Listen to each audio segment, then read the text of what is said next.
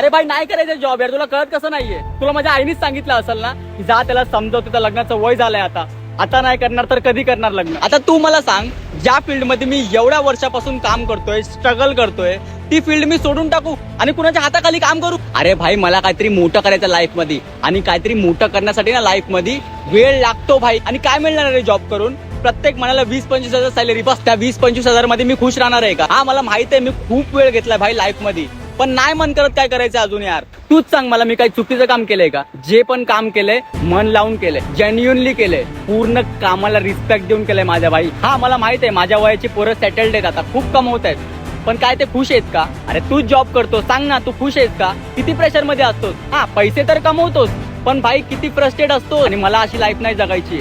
असं वाटतं 2, 3, 4, 5, 10 वर्ष लागू दे, स्ट्रगलच बसणार ना.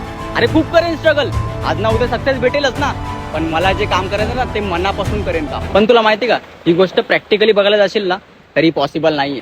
आपल्या आईच्या नजरेत आपण फेलियर राहू, ज्या गोष्टीची भीती वाटते ना तेव्हा असं वाटतं सगळं सोडून टाकू, तिला जे पाहिजे ना तेच करू. भाई माझ्या आईला जाऊन सांग, 2 जागी ऑलरेडी अप्लाय केलाय जॉबसाठी, रिझ्यूम पण पाठवून ठेवलाय. जसंच इंटरव्ह्यू साठी कॉल येईल ना मी करेन जॉब जॉईन.